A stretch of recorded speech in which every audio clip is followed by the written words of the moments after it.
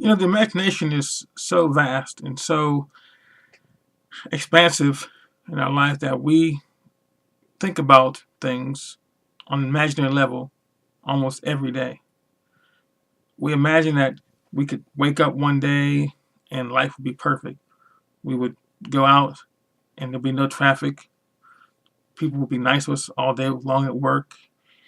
The boss would tell us, do what you want. I'm going to give you a raise today.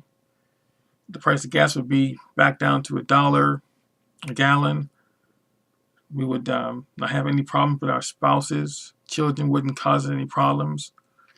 It would all just be just a fun cavalcade of just ecstasy. And realize that if that were the case, our life would be so boring. You see, we have to have a little bit of conflict in our life to make our life worth living. Because you find that when you get through something, you learn something. When someone puts you down and you come back from it, you thank them in essence for giving you that mindset that made you move to the next level.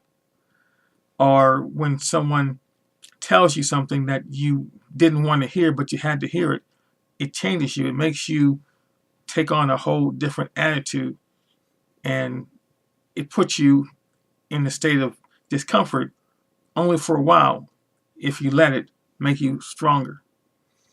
Or when you are out there and you're trying to acquire a new relationship with someone and they're not with it right now. They tell you, oh, I don't want to see you right now, or I got a boyfriend or girlfriend, whatever the case is, and I just don't have time. But then you persist, and then you finally end up with that person, and you're holding them, and you're with that person. You feel like, hey, it was worth the struggle to be with this person, to get this person's attention, and to acquire them as a mate.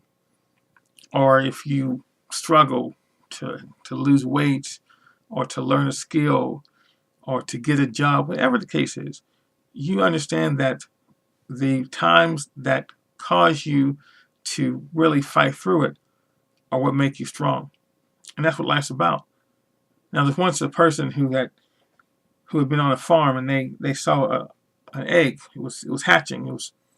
The chick was trying to come forth from the egg, and they decided to help. And they walked over and they picked up the egg and they broke it, and they allowed the chick to come out.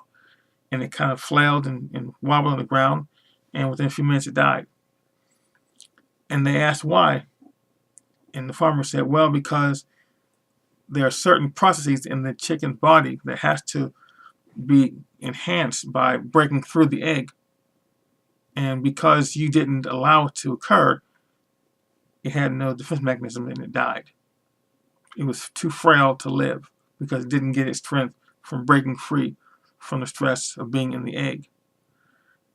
And that's what life's about. Life is about breaking free through trial, through just doing something that you don't necessarily want to do, but you know that by going through it, you achieve a great result. And to live a life where you're so just stress-free and anything's given to you, it just wouldn't be worth it. Imagine if you could live in a world where every woman you wanted just fell at your feet. You saw a woman in the street and you said, hey, and she came to you and she just was your slave. She gave you affection and she gave you possessions and she gave you, sex, and it was just anything you wanted. How boring would your life be? If every time you stepped outside, it was always sunny. If every time you got on the highway, the roads were always clear. If everything you wanted to do came to you without any type of resistance, how would your life be? It wouldn't be worth living because it's too predictable. And someone said that the reason they don't want to live forever in the state of total perfection is because there's no stress there. They don't want to go to heaven. They don't want to go to hell, but they also don't want to go to heaven because it just sounds too boring.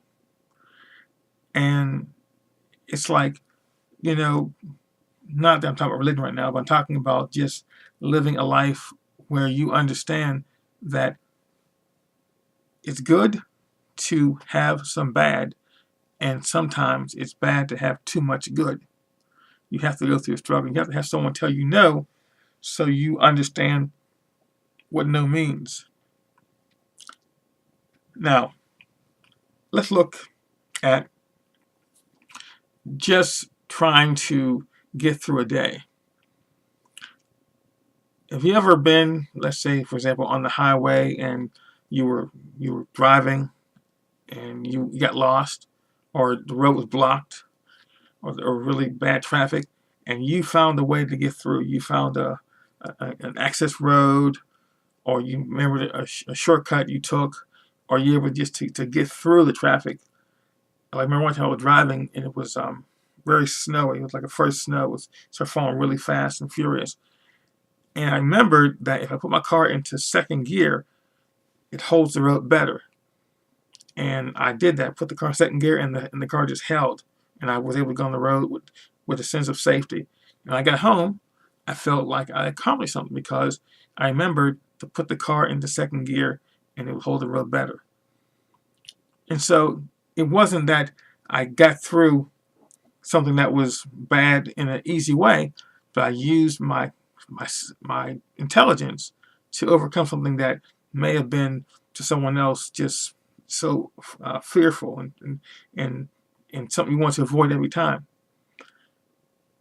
Another thing too about life is that when you accomplish something that you never thought you could, it takes you to another level and makes you stronger for the next time.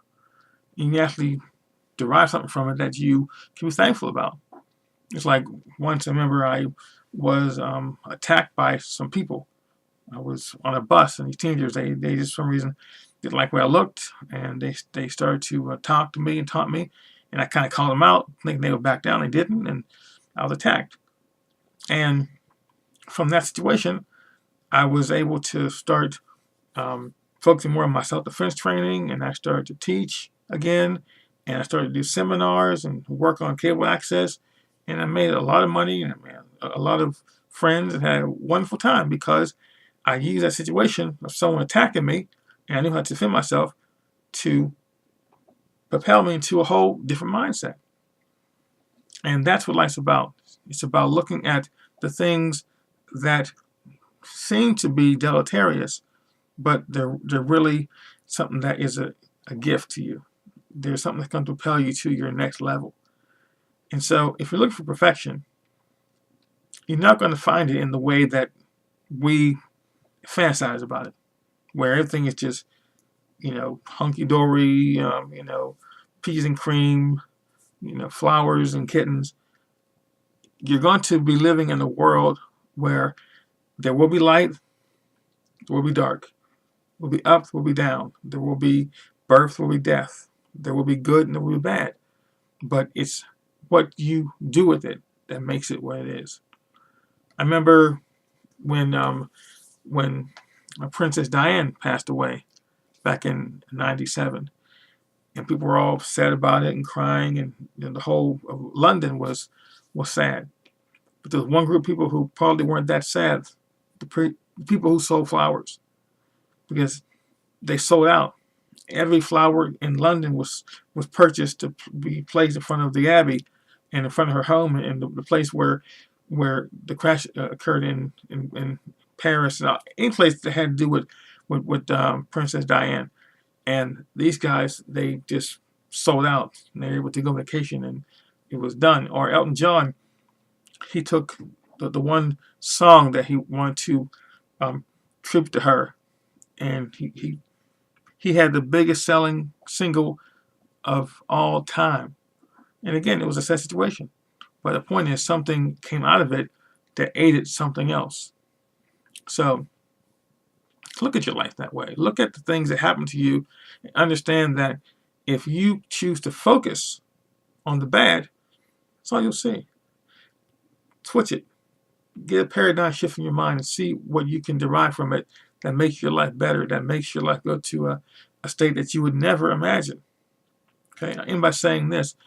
Think about Kenichi Ibina on America's Got Talent.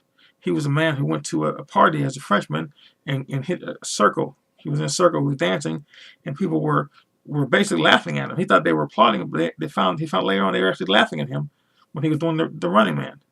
He took that germ of an idea and that feeling they had of feeling good about his dancing, and now the man is a champion of dancing. He's going around the world dancing. He's going to make millions of dollars dancing, enjoying life, because that one event that could have been embarrassing for him, that could have made him feel like a fool, fueled him, took him on to higher levels. So how about you? How about you? Thank you. Have a great day.